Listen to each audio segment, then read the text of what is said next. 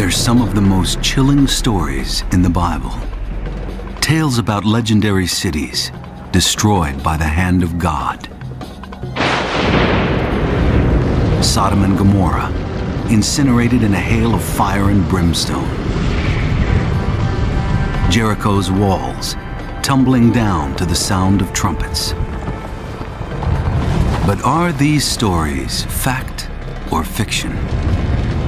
Archaeologists are beginning to uncover some answers. Evidence of a catastrophe is everywhere. But does it support the Bible's account or point to something else?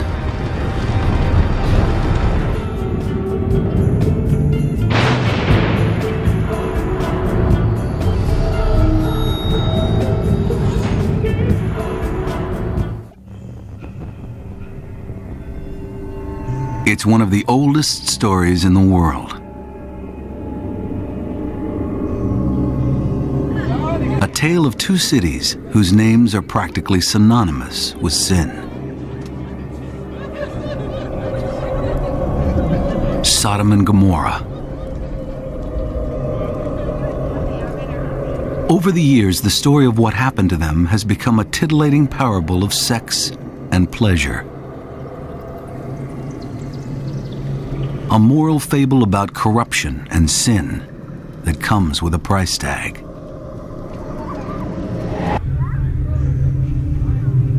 "4,000 years or so ago, Sodom and Gomorrah had that kind of reputation.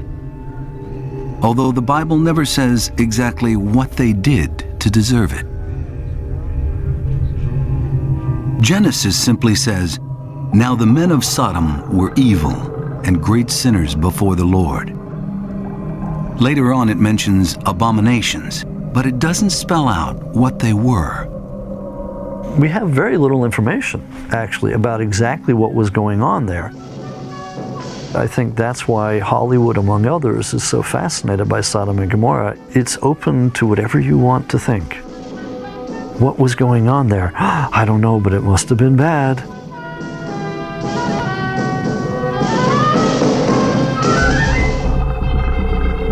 But if the Bible is vague about the sins being committed, it's clear about the punishment.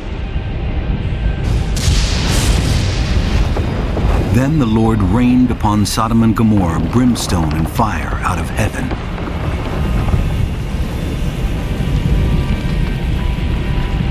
The Bible goes on to suggest that after Sodom and Gomorrah were destroyed, they were abandoned. If the biblical story did happen, it probably happened here, in the empty, desolate lands next to a lifeless sea.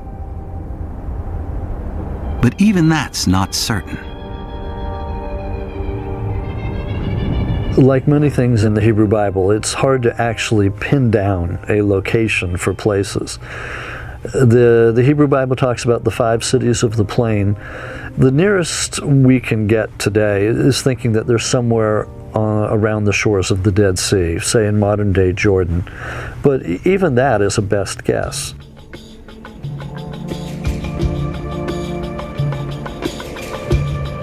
According to the book of Genesis, the story took place in the time of Abraham, centuries before Moses made his getaway from Egypt. Abraham was apparently the patriarch of a tribe of nomads who avoided the towns and cities, which may be why we know so little about them. City dwellers were usually the people who wrote the history. Nomads usually are archaeologically invisible. What we have in the Old Testament, in the writings of these very literate tribal people who eventually became city dwellers themselves, is we have the nomads side of the story. The Bible tells us that Abraham's tribesmen were constantly fighting with each other over pasture land. To settle the dispute, Abraham and his nephew Lot agreed to part ways, and Lot settled on the plain near the city of Sodom. Lot lifted up his eyes and saw all the plain of the Jordan, and Lot moved his tent as far as Sodom. so Sodom was already an established city when Lot moved there. And if it was a typical Bronze Age settlement, about 1,000 people lived inside its walls.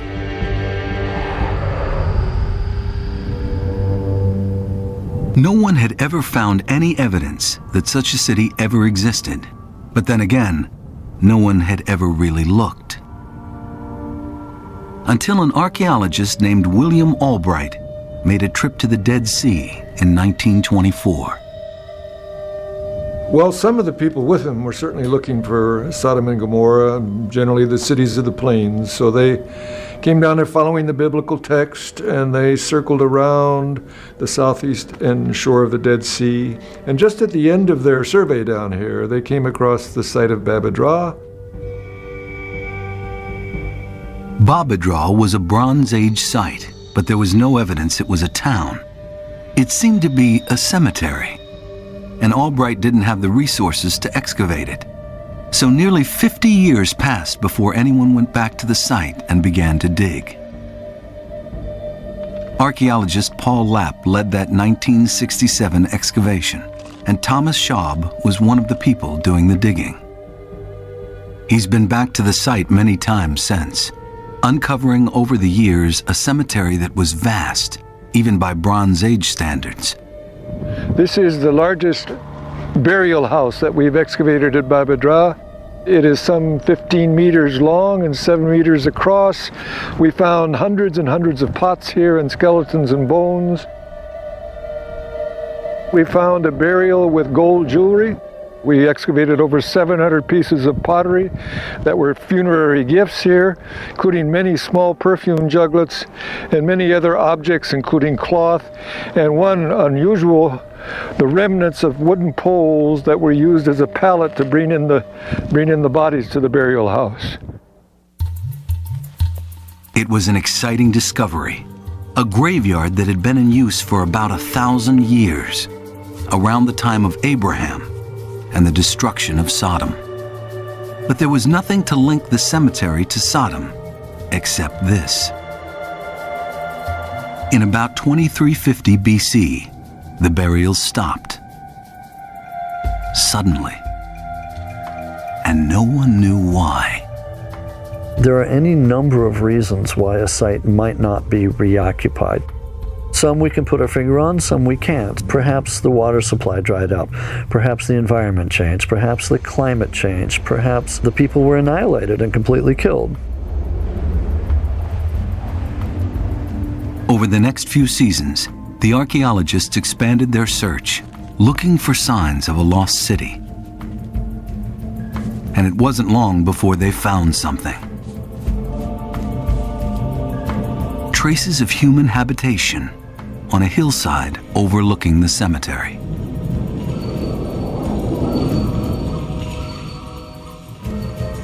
Stones and more stones.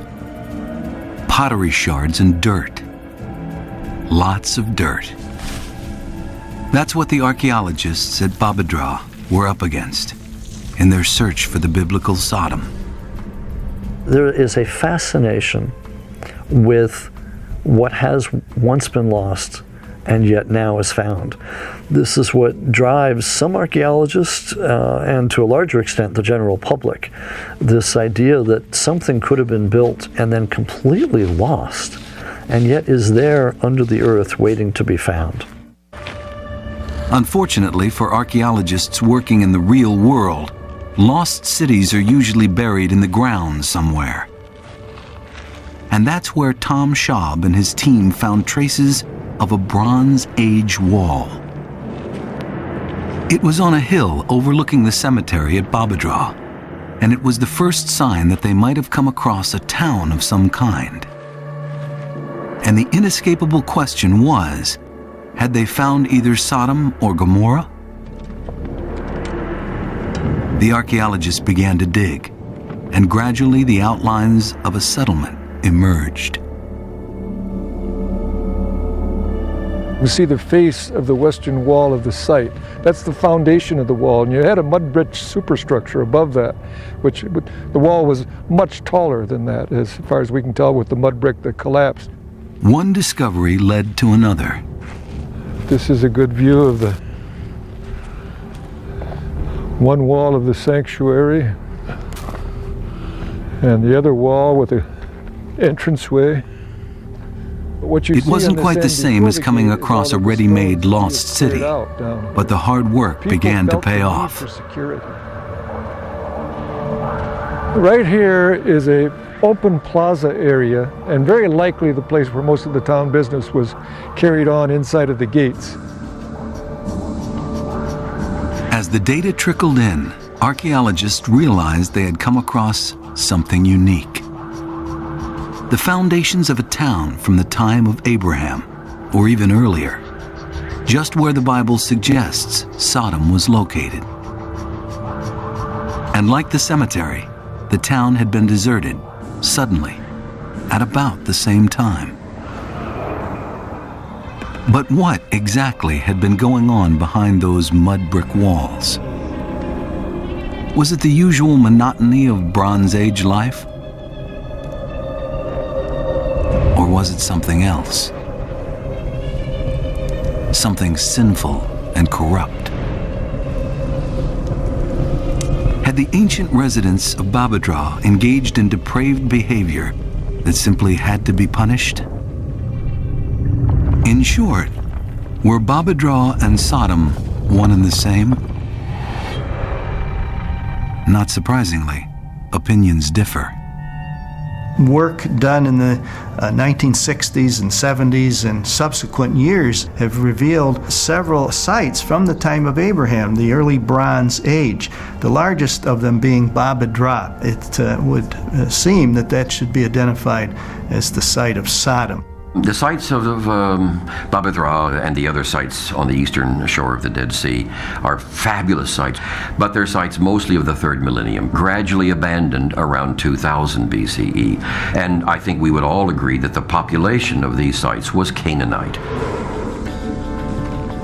And to the writers of the Bible, Canaanite wasn't a term of endearment. Abraham's tribe of nomads likely saw the city-dwelling Canaanites as corrupt and promiscuous, the perfect example of the bad things that can happen when you stop living in a tent. That fits nicely with Sodom's reputation, a place with walls, rooms, secrets.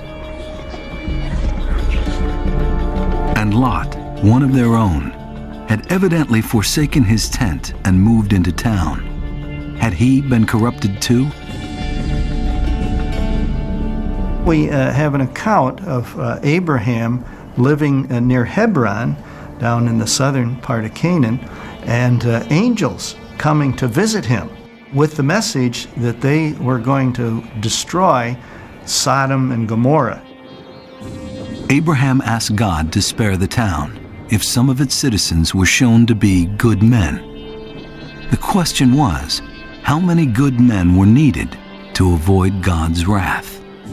Abraham knew his nephew Lot was living there with his family, and so Abraham begins this dialogue for 30 righteous people. Will you still destroy the city? God says, well, find me 20 righteous men in the city of Sodom and Gomorrah. Just find me 20. And Abraham says, well, how about 10? It's interesting that you have in the Bible, you have a God who can bargain, whose mind can be changed by a good dealer like Abraham. To count up the good men of Sodom, God sent 2 angels to visit the town.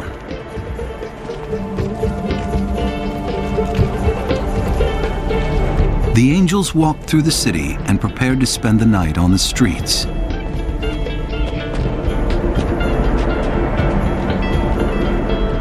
But when they came to Lot's house, Sodom's only good man took them in.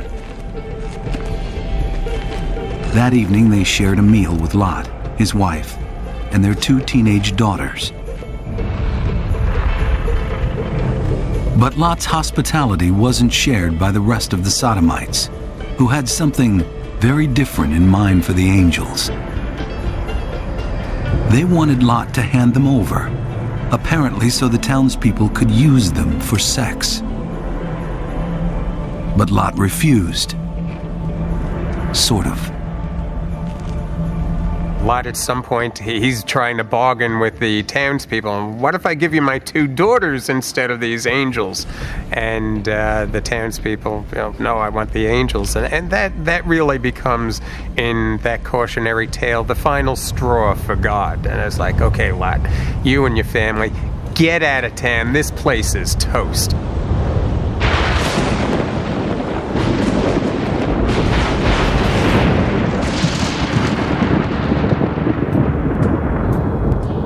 The debate about whether the Bible is an accurate historical record has been going on for centuries, and the story of Sodom and Gomorrah is no exception. Yeah, the story of Sodom and Gomorrah happened, sure. How we know it? We heard it from our forefathers. We need to remember that the biblical stories about the Israelites were probably not written down before the 8th or 7th century, centuries after the period in question.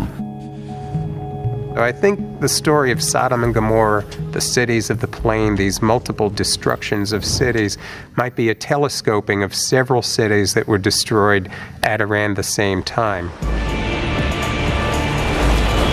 There's no question that the destruction of a city is a memorable event, something that would have been passed down from generation to generation.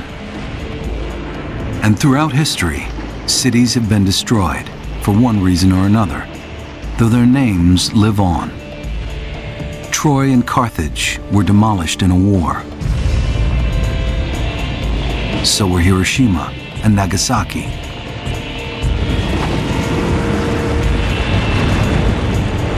The wrath of nature buried Pompeii under 20 feet of hot ash when Vesuvius erupted.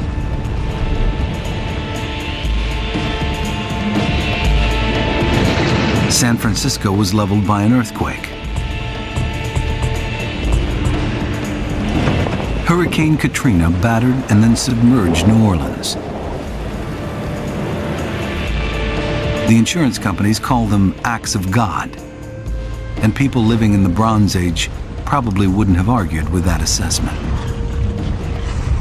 When you read the Bible, you see their observations of a natural phenomenon as this mysticism, as this fantastic power of God. Natural disasters have always destroyed cities. We're seeing that very well in today's world, whether it's a tsunami or it's an earthquake or it's an overflowing river and a torrent of mud. Yes, natural disasters destroy cities. And of course that could have crept into the biblical narrative. But of all the different kinds of natural disasters, one seems especially suited to have caused the destruction at Sodom and Gomorrah. When you think about a rain of fire, it's easy to imagine a volcano. Over and over again, we see the power of volcanoes being associated with the power of God. Sodom and Gomorrah is a perfect example of a volcanic eruption in the Bible. Many of the phenomena associated with volcanic eruptions seem to appear in the biblical account. We have the earth shaking, we have the pillars of fire, ash falling, stones falling, pyroclastic flows, consuming bodies, and of course, sinners being punished by God for their sins. Unfortunately, there isn't much evidence for erupting volcanoes near the Dead Sea in biblical times, but there's plenty of proof that another kind of geological upheaval was wreaking havoc in the area back then. A force that may account for the famous destruction of another city, not too far from the Dead Sea. The city was Jericho.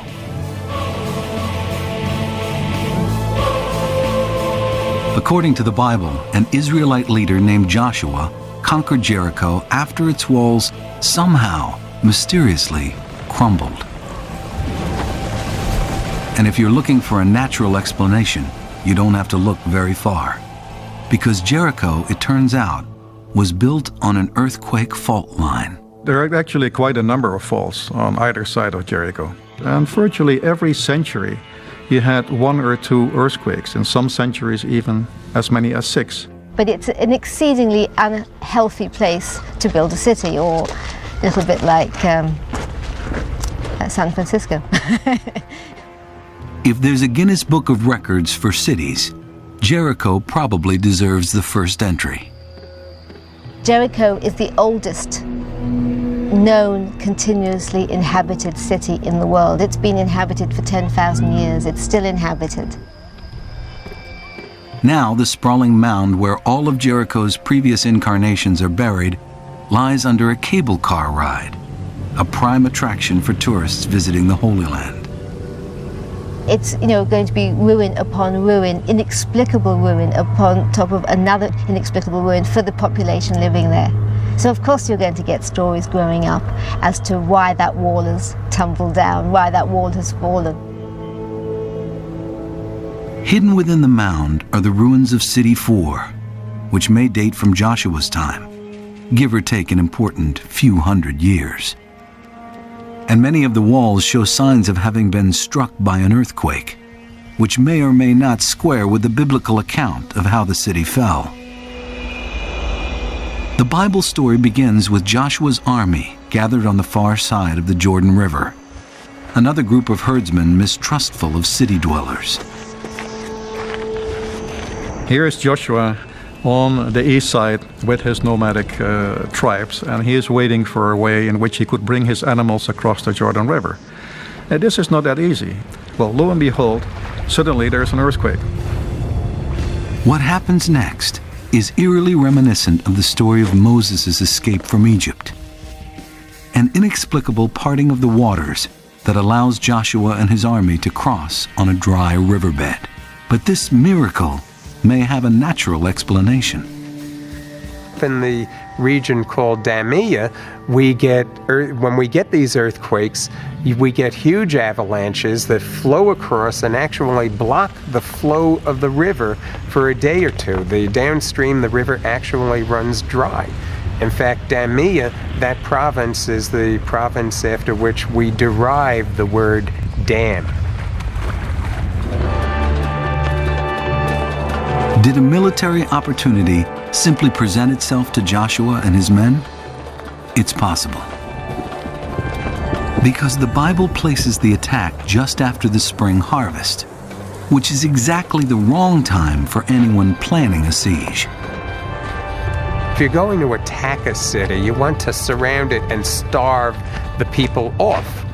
You don't attack a city when the crops have just been harvested and the city is full of food and there's no crops in the field for you to harvest for your army. What happens to Jericho next sounds like a miracle. We read in Joshua chapter 6 that the Israelites walked around the city for 6 days, and on the 7th day blew the trumpets. The people shouted, and the Bible says the walls fell down, and the Israelites stormed the city. Even the sound of trumpets can be explained. An earthquake almost always, just before it hits, is characterized by a roar.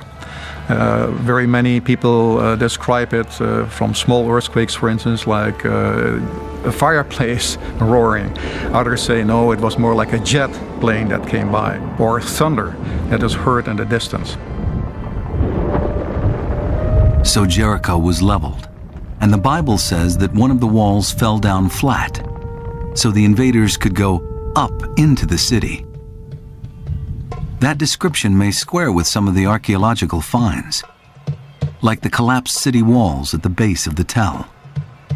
These were very large, thick, mud brick walls, but one of the walls actually did, at the time of the destruction of Jericho's City 4, fall outward. And this is exactly what we see archaeologically. It formed a natural ramp up into the city where people could have walked up a very rather smooth incline right into the city with almost no resistance. The Bible tells us the Israelites sacked and burned the city, but it wasn't looted. That seems to fit with the discovery of wheat and barley buried in City 4's ashes.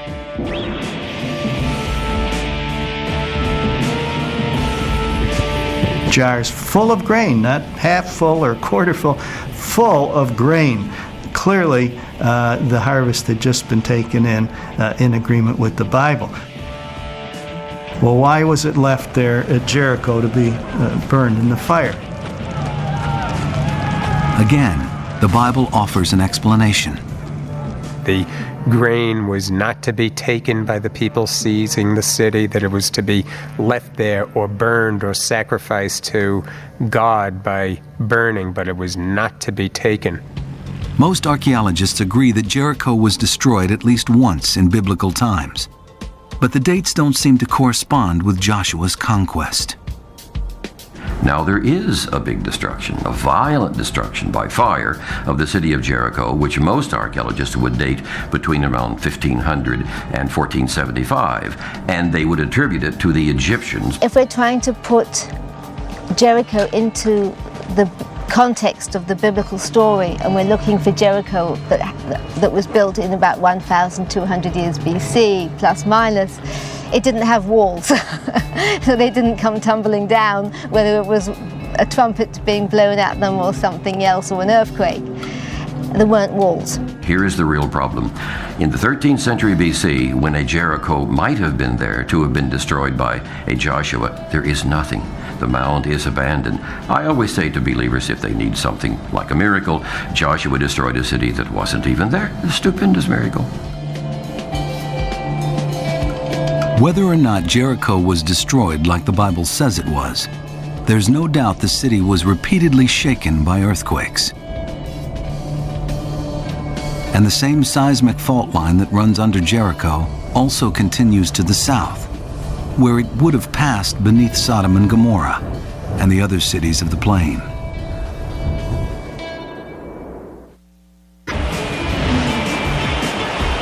"5,000 years ago, humans had no rational way to explain the sometimes violent forces that swept over their world. Storms and tornadoes, floods and earthquakes seemed to happen for no apparent reason. In the biblical lands, the earth underfoot constantly shifted, sometimes transforming the landscape almost overnight. The entire course of a river could change dramatically, and you would end up having to rebuild your roads and your homes in the lifetime of an ordinary house cat. There was no common sense to the way things operated in their universe, a very, very chaotic universe. One example of that chaos can be found in the remains of an ancient city called Mashkan Shapir, located in present-day Iraq.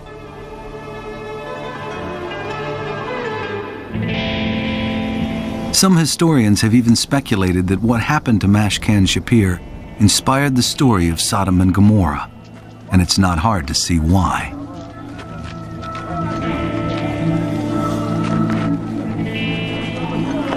Something unusual happened in Mashkan Shapir. Something so unusual that the city was never rebuilt, inhabited again. Like Sodom and Gomorrah, Mashkan Shapir seems to have ended its life in a rain of fire. Mashkan Shapir was a city that was built mostly out of mud brick, which really is not very flammable. And yet we find a tremendous conflagration that consumed at least 1/3 of the city, burned animals to the bone. Today, we know something about Mashkan Shapir that the ancients couldn't have known, and it may explain what happened. Mashkan Shapir, like almost any other city built in the Tigris-Euphrates region 4,000 years ago, was over pools of natural gas and oil. And it's the natural gas that's a problem. If you get the right kind of earthquake, it's going to expand and it's going to come jetting out of the ground just like a volcanic eruption. Just like literally a gusher of natural gas. It's a lethal combination: gas followed by oil under pressure. All it needs is a spark from a cooking hut. The effect will be like a giant fuel-air bomb detonating over and around and in the city. And we know from just looking at the Kuwait fires how frightening that can be. I mean, the smoke is black. It blots out the sun. It blots out the stars. It's raining soot everywhere. You just see these huge, bright flames shooting into the sky, out of the ground, in the middle of the city. A tremendous waterfall of fire lighting up the night. A city destroyed by something no one could explain, except with words like fire and brimstone. And the question is, could something similar have happened to Sodom and Gomorrah?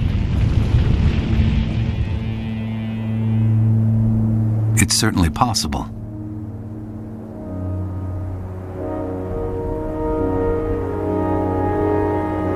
Not only does the area around the Dead Sea have oil and gas deposits deep underground, but tar and sulfur also exist closer to the surface.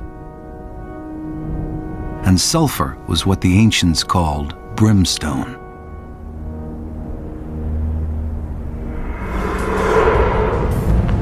Oil, gas, tar, sulfur, in an area prone to earthquakes.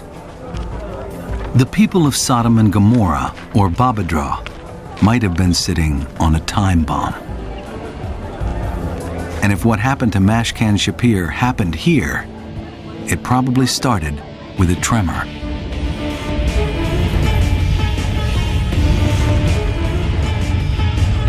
Well, the first thing usually is a movement which is more sort of up and down, and then everything starts swaying. And it can sway for a minute, maybe sometimes with very heavy earthquakes as much as 1.5 minutes or so on. For most people involved in it, it feels like an eternity, obviously. The earthquake opens up pockets of natural gas, while tar and sulfur deposits bubble to the surface. If the people at that time were preparing food or anything like that, you only need one fireplace and there's gas coming across it, and you would have very significant effect. In fact, what you'd have is a spectacular Bronze Age disaster. When the gas ignites, oil, tar, and sulfur deposits are set ablaze. Fire cascades over the town.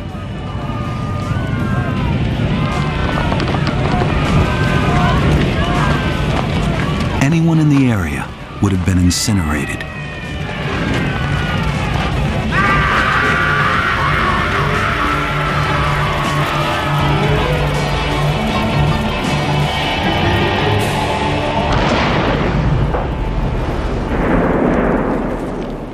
And anyone at a safe distance would have witnessed something astonishing. Someone like Lot and his family. According to the Bible, they were headed toward the city of Zoar when the hail of fire and brimstone took place. The angels had warned them not to look back at Sodom as they fled. But Lot's wife ignored the warning.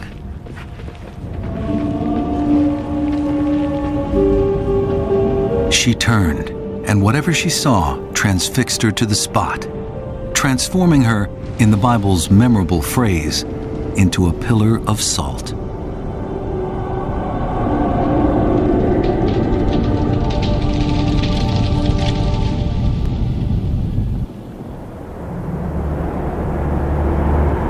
But at Babadra, proposed by some as the site of Sodom, there's little evidence of such a dramatic destruction by fire.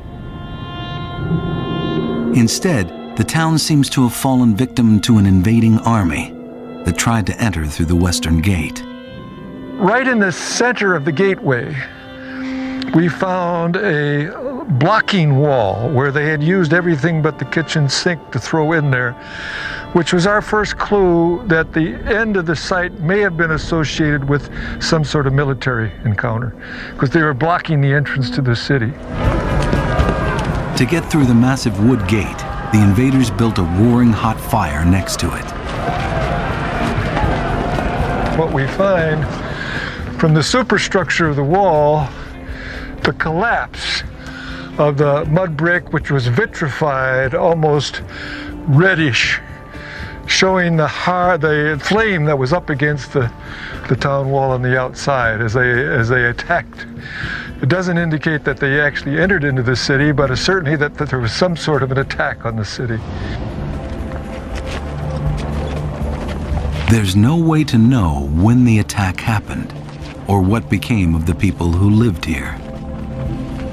All we know is that by about 2350 BC, no one was living in the town or using the cemetery. Like Lot and his two daughters, any survivors from Babadraw were now on their own.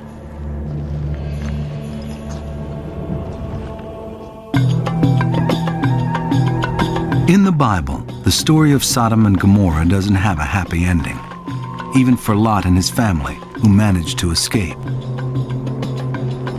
We're told that Lot came to the city of Zoar following the destruction, but was afraid to live there. So Lot and his two daughters took refuge in a cave.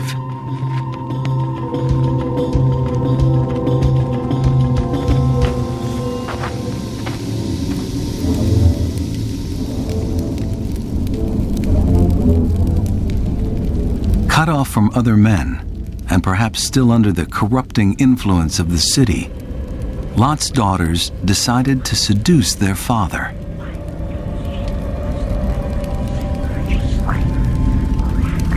They plied Lot with wine and then had sex with him.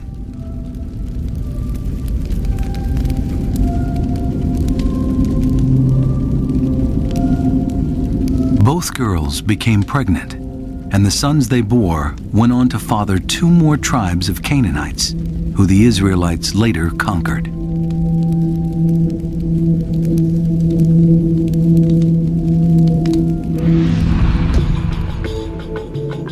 The Bible locates Zoar near the modern city of Safi, about 30 miles south of Babadraw.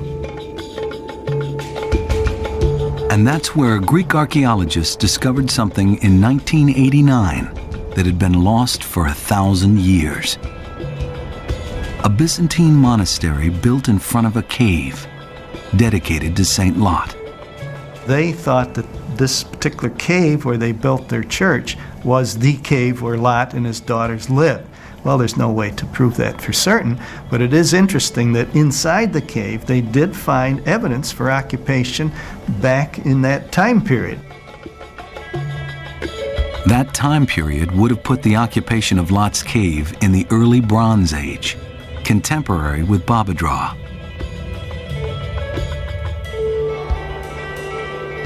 And it was just south of Babadraw that Tom Schaub and his partner practically stumbled on a second lost city. It started when they noticed an odd rock formation on top of a hill. It turned out to be a town wall. This is the same wall that Walter Rast and I spied from the road as we drove up during our 1973 survey. And we almost ran up the steep hills of Numeira, came along and walked along the southern wall line, began to see possible wall lines of structures within the town site. An examination of pottery shards convinced them they'd found another early Bronze Age town, just a few miles from Babadraw. They called the new site Numeira. Like Babadraw, it was walled, but it was much smaller, home to a few hundred people at most. We began to realize that this site was contemporary with Babadraw, and eventually during our excavations we began to realize it was almost like a sister city. I think it was a fairly prosperous town, but a kind of a suburb of the larger city to the north, Babadra. But unlike Babadra, Numira had been abandoned not too long after it was built. Numira was occupied for a relatively brief period, perhaps no more than a century, and fortunately for archaeologists, never settled again, so nobody actually lived on top of it, dug into the remains, reused the stones. 2 settlements, one large, one small, a few hours' walk from each other. Was it possible they'd found Sodom's sister city of Gomorrah? If Abraham goes way back in early history, the only sites from that period down to the Iron Age that are walled towns, that are sizable, are these 2 sites of Babadra and Numira. So they have become, in the minds of many, prime candidates for the ancient traditions of Sodom and Gomorrah. Like Babadra, Numira showed signs that its inhabitants had fled and never returned, but not because of a war. There's no signs of breaching of walls that would have occurred by warfare. There are no remains of weapons. There are no dead soldiers, as you find, for example, at a number of sites where there have been battles. What they did find was the skeletons of 2 men, crushed to death. Well, this is the tower. It's in front of that tower, of course, that we found the most striking evidence of the last days of the town, because there were 2 skeletons underneath the collapse of the tower. And these were the skeletons of adult males who had obviously died suddenly. This wasn't a burial, this wasn't a tomb. These were people who died in an open public area. And we think that they had died because the tower, where they were either squatting or perhaps they'd been left behind as guards when everybody else left the city, simply collapsed on top of them. The suspected culprit? Another earthquake. My hypothesis is that the inhabitants perhaps experienced a preliminary tremor and left the city for the open country because they knew they'd be safer there. And a few stayed behind, maybe as guards, and they were the ones who died in the city.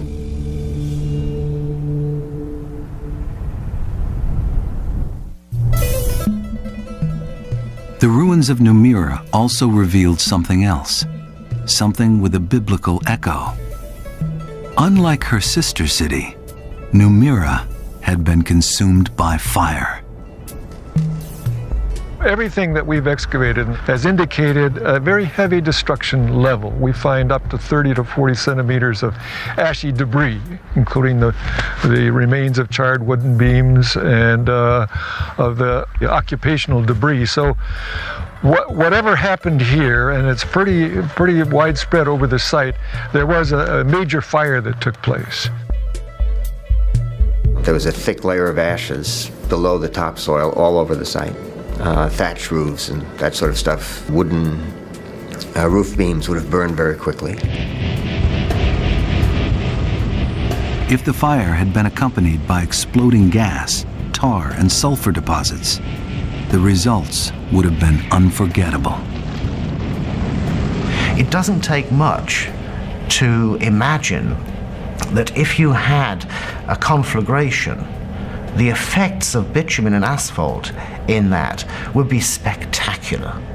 And again, enough, I think, to earn these cities an enduring place in folk memory for their destruction.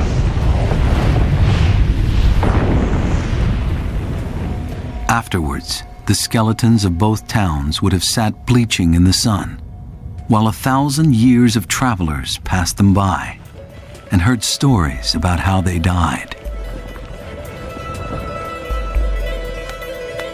So you're talking about people handing down by word of mouth a story about the destruction of these 2 cities for more than 1,000 years. And who knows what got changed in the telling. You might also have in the story of Sodom and Gomorrah and the other cities that were destroyed in either this one great disaster or in several disasters over time, that are telescoped. Again, possibly the nomad side of the story. You're picking up different strands from different periods of history, blending them together, creating a coherent narrative about an event which actually didn't happen.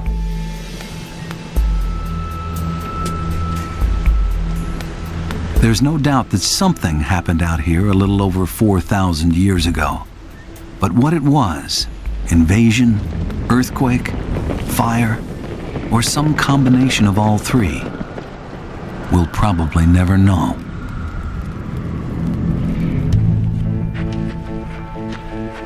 But here's something to consider. The biblical name Sodom was derived from the Hebrew word Sodom, which means burnt. Gomorrah is derived from the Hebrew word Amorah, which means buried or submerged. And you could hardly find better words to describe Numirah and Babadraw in the centuries that followed their destruction. So maybe the Bible was onto something after all. I think it's very important not to make the writers and the editors of the Hebrew Bible look like charlatans or fools. They were telling the truth as they understood it. And the truth as they understood it involves sex and destruction, sin and the wrath of God. Connect the dots, apply a moral,